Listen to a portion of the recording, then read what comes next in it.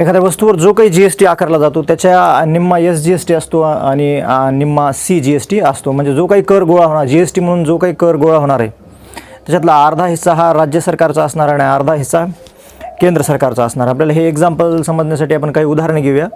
मी या ठिकाणी बोर्डावर क्वेश्चन इंग्लिशमध्ये लिहितो, खास करून मला लिहायला आवडेल इंग्लिशमध्ये, आणि तुम्हाला स्क्रीनवर मराठीमध्ये तो क्वेश्चन काय तो पण दाखवतील स्क्रीनवर. तुम्ही इंग्लिशमधला तो क्वेश्चन बोर्डावर असेल आणि समोर स्क्रीनवर काही काळापुरता तो प्रश्न मराठीत असेल आणि मी तो क्वेश्चन सॉल्व करून देऊ.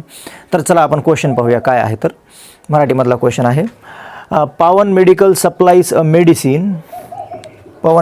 पावन मेडिकल सप्लाईज अ मेडिसिन. पावन मेडिकल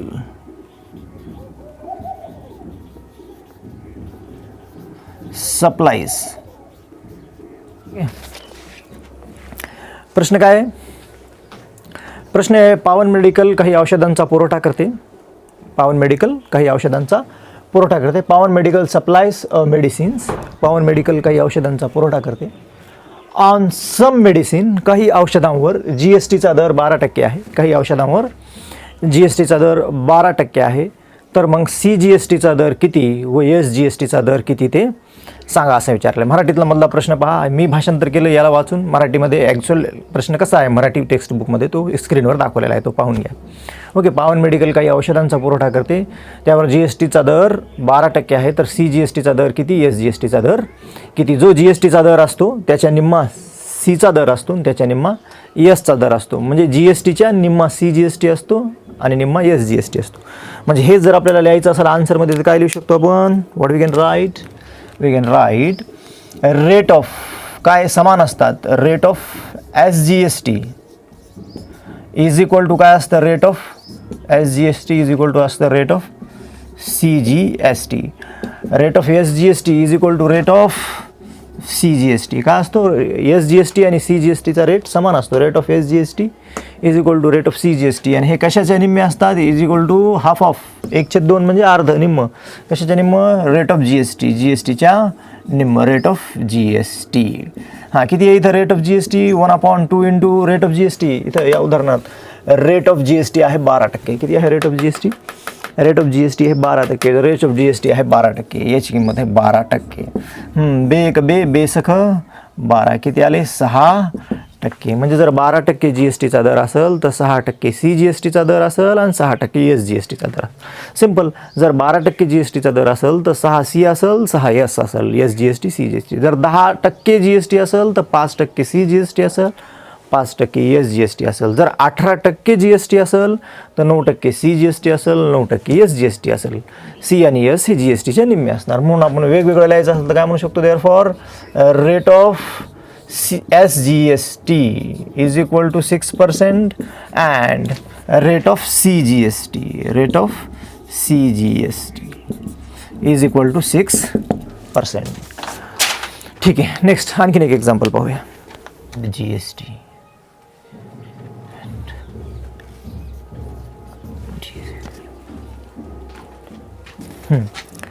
तर पुढच्या क्वेश्चनमध्ये काय सांगितलं आपल्याला, काही वस्तूंसाठी, मराठीमध्ये कसा क्वेश्चन आहे तो स्क्रीनवर दाखवलेला आहे, तो पाहून घ्या. पुढचा प्रश्न आहे, काही वस्तूसाठी किंवा काही वस्तूवर ऑन सर्टन आर्टिकल, आर्टिकलचा अर्थ आहे वस्तू घ्यायचं, काही वस्तूवर GSTचा CGSTचा रेट ऑफ CGSTचा दर 9% आहे. तर then what is the rate of SGST, तर SGSTचा दर काळा आणि त्यावरून GSTचा दर काळा. मी काय म्हणलो, जो GST गोळा व्हायला त्याचा निम्मा राज्य सरकारचा आहे म्हणजे S आहे आणि निम्मा केंद्र सरकारचा आहे म्हणजे निम्मा C आहे. तर या ठिकाणी रेट ऑफ CGST आणि रेट ऑफ SGST काय असतात, समान असतात, कारण ते GSTच्या अर्धा असतात, बरोबर, निम्मे निम्मे असतात. मग आपण काय म्हणू शकतो, आपल्याला काय दिलेले ते लिहूया. आपल्याला गिवन काय आहे, आपल्याला गिवन आहे रेट ऑफ CGST. काय, rate of CGST, rate of CGST किती दिलं आहे, rate of CGST, rate of CGST 9%. जो रेट ऑफ CGST असतो तोच रेट ऑफ SGST असतो. म्हणून आपण काय म्हणू शकतो, म्हणून rate of SGST is, rate of SGST is also 9% because the rate of C आणि S इक्वल, कारण केंद्र आणि राज्य सरकारचा, केंद्र व राज्य सरकारचा समान वाटा असतो GST मध्ये, म्हणून हे अर्धा यस असेल 9%, जर 9% यस असेल तर मग 9% सी बी असेल, C G S T B असेल. मग जी एस टी किती असेल, मग rate of G S T काय असेल, मग rate of G S T, G S टीचा रेट काय असेल, जी एस टीचा रेट असेल rate of C G S T, rate of C G S T plus rate of S G S T, rate of C G S T plus rate of S G S T. Rate of C G S T is 9% plus 9%. It means how many percent, 18%. काय असेल, जर 9% C G S T असेल तर मग 9% S G S T असेल, आणि 9 C आणि 9 S म्हणजे टोटल जी एस टी असणार आहे.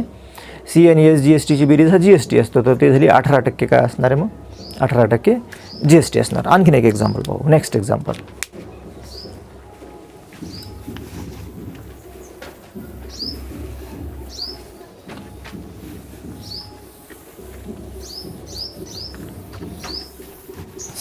CGST and SGST. Find the amount of CGST and SGST.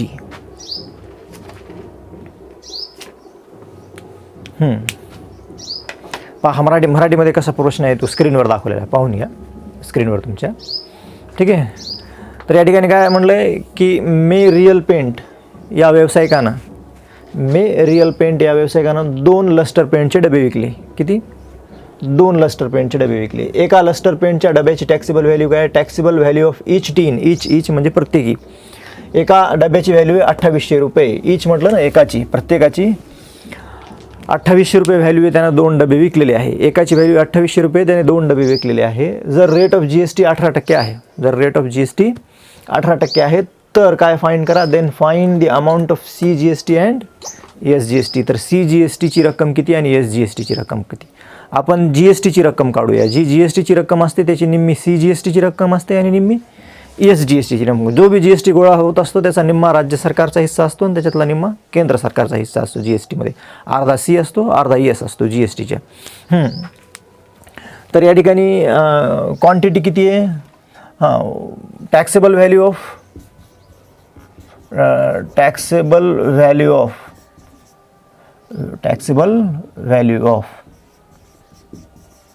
1 टीन. एका डब्याची टॅक्सेबल व्हॅल्यू किती आहे? टॅक्सेबल व्हॅल्यू ऑफ 1 टीन आहे ₹2800.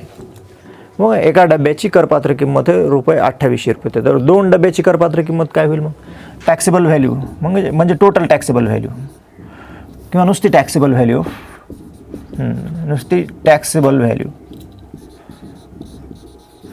टॅक्सेबल व्हॅल्यू होईल 2 गुणिले 2800. एकाची टॅक्सेबल व्हॅल्यू किती होती? 2800. तर 2ची टॅक्सेबल व्हॅल्यू 5600 रुपये. किती झाली?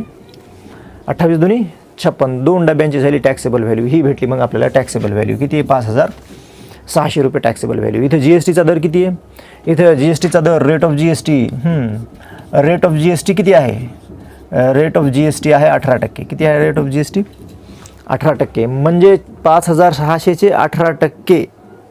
बरोबर आहे. काय होणार मग? जी एस टीची रक्कम, amount of G S T,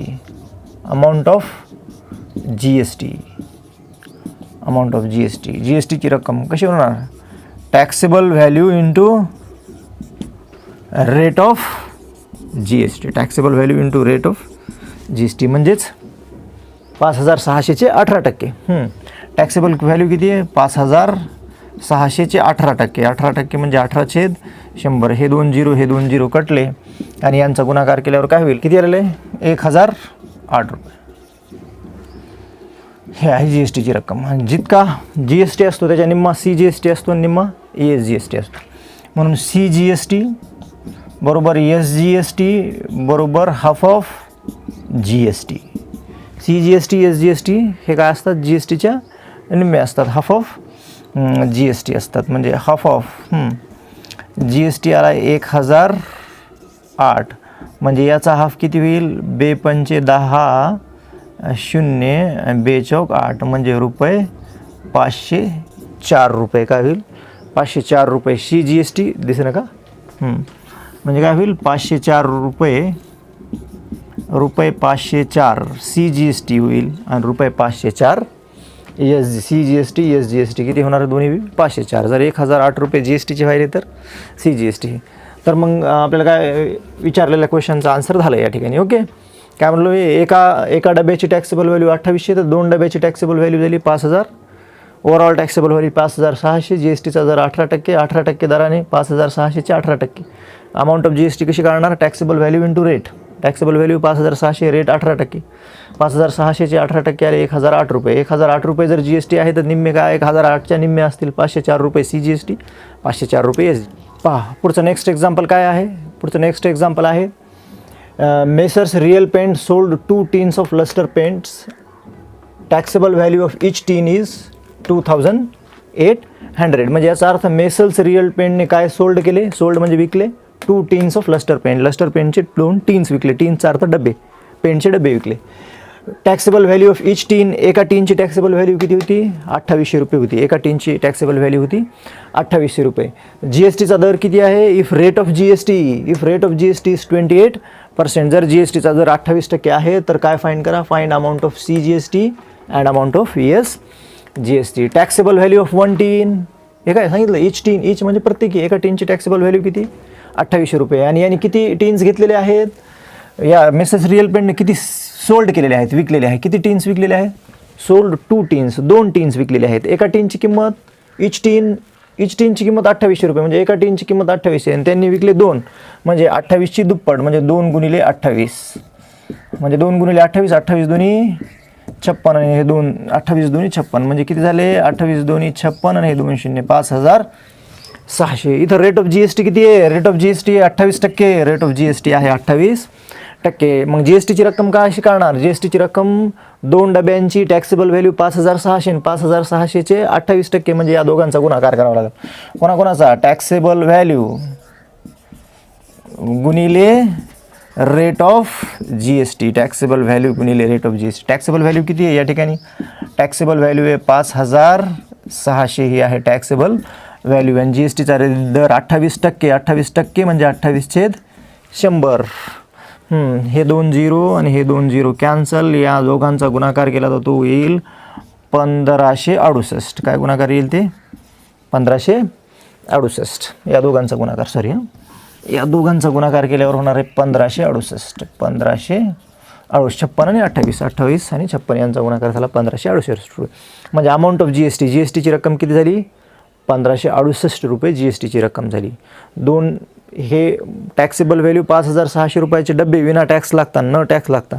आणि प्लस हे 1568 इतके रुपये त्या दुकानदाराला द्यावे लागतील ते 2 पेंटचे डबे विकत घ्यायचे असल्यास. पण आपल्याला इथं प्रश्नात काय विचारलं? Find the amount of C G S T and amount of S G S T. मी काय म्हणलो? जितका बी जी एस टी गोळा होत असतो त्याच्या निम्मा केंद्र सरकारचा असतो आणि निम्मा राज्य सरकारचा असतो. म्हणजे जी एस टी जितका जी एस टी गोळा झाला त्याचा अर्धा सी असतो आणि अर्धा एस असतो. मग आपल्याला काय इक्वेशन लिहिता येते? मग सी जी एस टी बराबर एस जी एस टी बरोबर 1/2 गुणिले जी एस टी बरोबर 1/2 गुणिले जी एस टी. किती? 1/2 गुणिले 1568. 1568 निम्म बे 7 14 बे 8 16 बे 4 8 किती आलं? रुपये 784. रुपये 784. म्हणून काय म्हणू शकतो आपण? सी जी एस टी बरोबर रुपये 784 आणि एस जी एस टी बरोबर रुपये 784. दोन्ही जी एस टी किती असतात? जितका जी एस टी गोळा होत असतो त्याच्या निम्मा सी जी एस टी असतो आणि निम्मा एस जी एस टी असतो. जितका बी जी एस टी गोळा होतो निम्मा सी असतो निम्मा एस असतो. आणखीन एक एक्झाम्पल पाहूया.